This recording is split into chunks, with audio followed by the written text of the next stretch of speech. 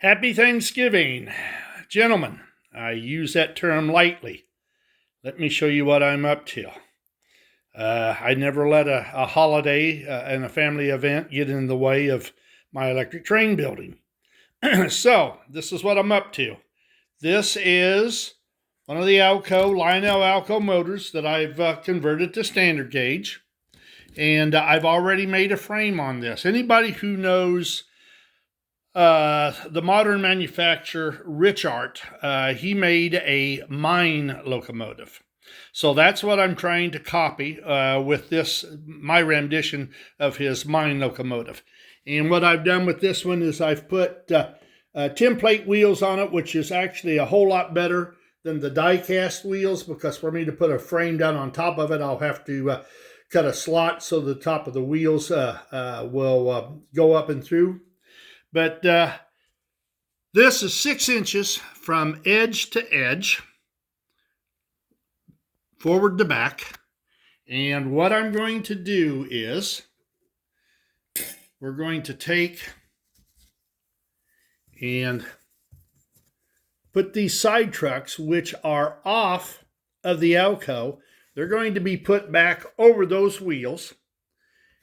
And we're going to take a piece of brass, because they're a little bit high, but with this brass spacer underneath of it, that will lower it to where the profile over the wheels will be just virtually perfect. And not only that, the brass, I'll have 2 strips on that, one on each side to anchor it, will also give this unit more weight. It's light. And I would like to be able to make some small 4-wheel cars to pull with it. But I think this process will work real well. I'll drill it here and here in size 440, and then I'll take this, and that will be measured out, and I'll drill 2 holes through the die cast and thread them for 440, and then of course all this will. Trying to do this one hand just doesn't work, but you get the idea. It will be just like that and over those wheels.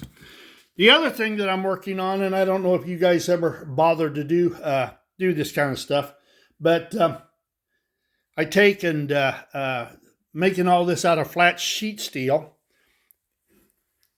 and you got to make doors and windows. So what I've done is, what I've made, or what I use, it's a filing vise.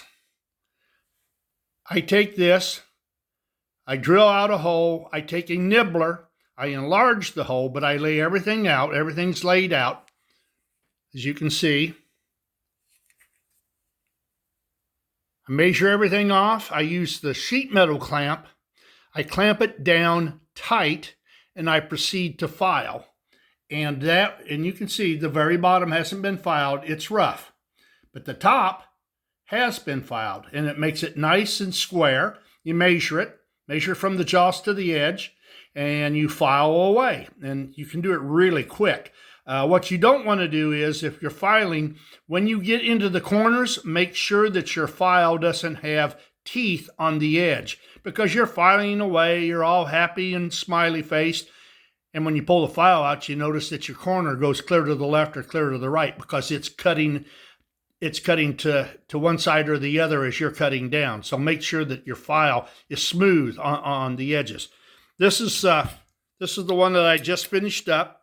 This is going to be the front of the mine engine. You can see I've got this all laid out. This will not be for public view. The other side is for the public, and of course, I've got, like I say, I've got it laid out. There's the center line. I'll drill a hole. We'll mount a headlight in it.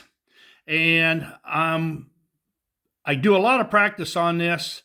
I work real hard, because what I'm wanting to do is to get to the point where I can file, cut a hole, a window, a door, or whatever, and not have to use an insert if I don't want to. In other words, do it just like they did back in the day. A lot of that stuff is nothing more than punched out. There's no window frame. There's no door frame. They're just square holes. These look good, but I'm critical. I don't know that they would stand the test if I were to take and spray paint it and assemble it and do all that kind of stuff. And I've run my ruler from the top of the frame to the edge of the sheet steel, all the same across. The width is the same. So I'm getting good at it, but I don't know if I'm good enough not to put a window insert. These, by the way, these window inserts are cast bronze. They're for 1 gauge, but they work great for standard gauge. I find a number of things that you can use from 1 gauge to with your in your standard gauge scratch building. Of course, these bars, if I use these windows, I will remove those bars and just make it a regular window, or apply a middle sash. But that's what I'm doing. This is how it's coming along, and unfortunately, I got to get cleaned up and head to St. Louis for my daughter's Thanksgiving. Otherwise, I'd stay here and screw around with this some more. So, everybody, have a happy Thanksgiving. There's more yet to come.